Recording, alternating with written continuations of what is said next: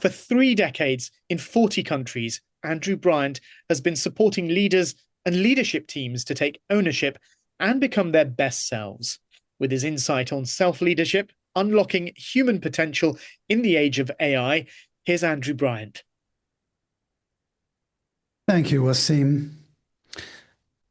Global disruption is everywhere, and artificial intelligence is being deployed at historic rates.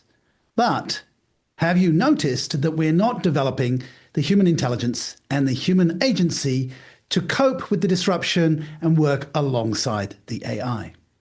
This is the gap that will make the difference between those organizations that succeed or fail in the next 5 years. The World Economic Forum surveyed 18,000 executives. 54% thought that AI would displace jobs.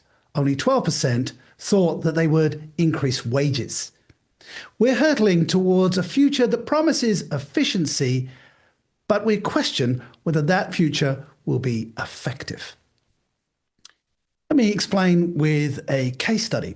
In February 2024, the Swedish tech giant Klarna deployed an AI agent that could handle 2.3 million customer inquiries, replacing 700 human agents who were let go. The board loved it, of course, but within a few months, and in fact by the end of that year, the human agents had been rehired. Not because the AI didn't work, but because when a human being is emotional, they need a conversation, not an efficient transaction. The World Economic Forum looked at 4 possible futures for 2030. In 3 out of 4 of these, AI outstrips human readiness. Unemployment skyrockets and consumer confidence crashes. In only one of these futures, that they call the co-pilot economy, do humans and AI amplify each other's potential. For the last 3 decades, I've worked across the globe with senior leaders and senior leadership teams. And one of the things that I've observed is that the organizations that succeed are not the ones with the best tech. They are the ones that best unlock human potential. Human qualities like curiosity, like critical thinking, like leadership, are the things that will amplify the economy where we collaborate with AI rather than are displaced by it.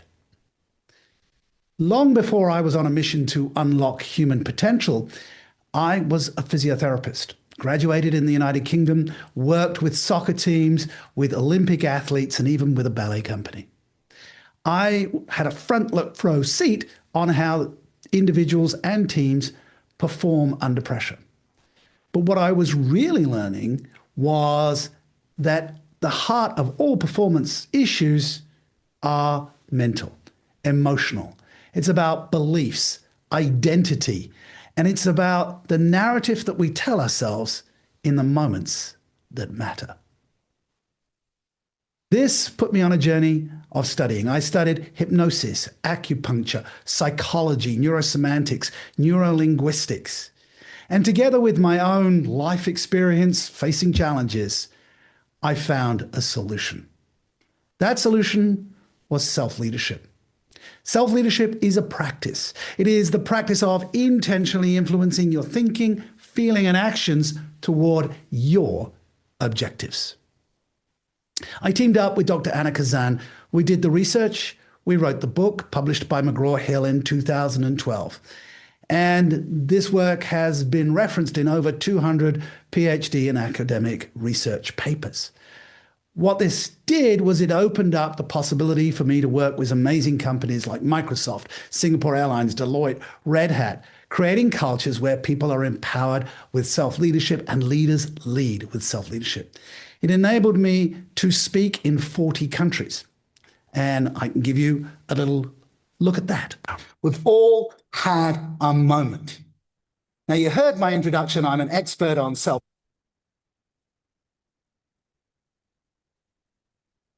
And it looks like the video didn't work there. But The story was that even as a practitioner of self-leadership, if I have a meltdown, my Brazilian wife will say, Andrew, go self-leadership yourself. So if self-leadership is so important and probably so easy, why isn't everybody doing it? Well, this is the reason. Your mother carried you for 9 months. You were brought into this world with the help of a doctor or a midwife. And then within a few moments, you were given a name, a nationality, an ethnicity, and possibly a religion and a football team. You see, you've been framed. We're all framed in terms of our perspective. But to be human is to have a choice, to take the red pill or the blue pill, to step back from the frames of our culture and choose who we want to be. Self-leadership is the underlying software that reprograms our original framing or programming and allows us to be the best version of ourselves. And to do that, we need to practice self-awareness. We need to know what our narrative is. We need to practice self-regulation, getting control of our emotions and our motivation. And we need to be constantly self-learning. Self-leadership is not a soft skill. In fact, it has massive ROI, 25% boost in organizational performance, a 30% increase in individual performance, and significant increase in revenue and employee engagement. And so this is not just about motivation, this is about transformation. Imagine your organization 6 months from now. Imagine that the leaders move from ambiguity to setting clear expectations. Managers move from command control to creating a growth culture. That teams move from silos to collaboration and creativity, and everybody takes ownership of their work, their results, and their behaviors. I have had a front row seat at this transformation and been part of it. This book, The New Leadership Playbook, which I published in 2021, was actually commissioned by one of my Silicon Valley clients to cascade the self-leadership conversations throughout an organization. So again, not a soft skill, not just motivation, but practical transformation.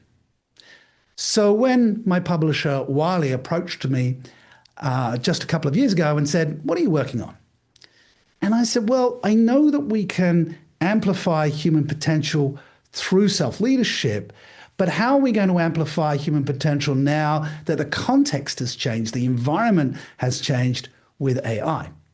They liked the idea, and so I set about doing the research. And the research resulted in a book, Potentialize: How Leaders Unlock Human Potential in the Age of AI.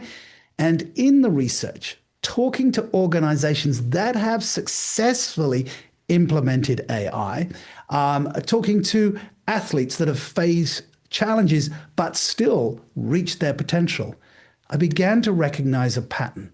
And the pattern evolved a model. And I'll share a little of that model with you right now. The model is the Ignite model. Ignite because great organizations ignite their people, they don't manage them. The I for inspire is the story we tell ourselves. And just like my self-leadership model, each element of the Ignite has both an internal and an external factor. We need to know our own narrative, and as a leader, we need to tell the story that our employees and teams will follow. We guide through questions, not by telling. We nurture, we create an environment of belonging with the appropriate amount of challenge and support to engage people for their best performance.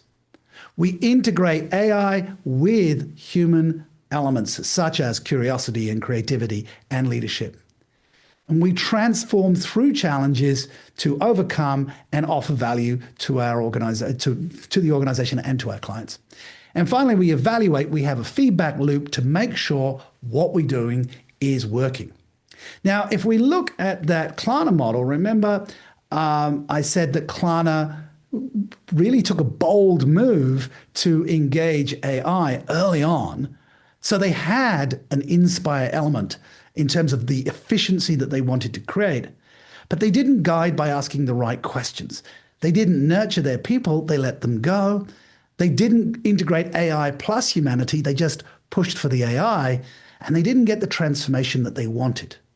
But they did evaluate their performance, and my kudos and my hat off to the CEO who recognized this wasn't working and reset, and now is doing this. They are igniting and amplifying the human potential. As a physiotherapist, something that I was taught right from the beginning that has stuck with me through my leadership consulting and coaching is that prescription without diagnosis is malpractice. And so when an organization comes to me, before I write the keynote or the leadership development program, what I need to know is, what is the problem we're trying to solve? What is that self-leadership gap? What is the human potential? And what will best look like for the organization? As I said, self-leadership is not a soft skill, it is a software upgrade. Because as the self-leader, you are the driver, not the passenger in your life. Drivers say, I choose, I adapt. Passengers say, blame, complain, and play the victim. Carl Jung said, the world will ask you who you are. And if you don't know, it'll tell you. I was talking to a Canadian business professor just last week who is using my Potentialize book with his students because he says, I don't want my student to outsource their humanity to AI. I need them to be the driver. University is not about the degree, it's about who you can become. And it's the same when we leave university and join the workforce. Who are we becoming? So if self-leadership is being the best version of yourself, to potentialize is to expand what best means. And it is exciting that although we are being disrupted, although we are being challenged, we will rise above this. It is the history of the human race that we do this. And so I'm excited to see the potential that is happening in the future. I am currently version 6.4 of myself. So I like to frame myself as upgrading rather than aging. Now, I've had 6.4 years or 64 years of moments and reflection and learning that brings me to this point.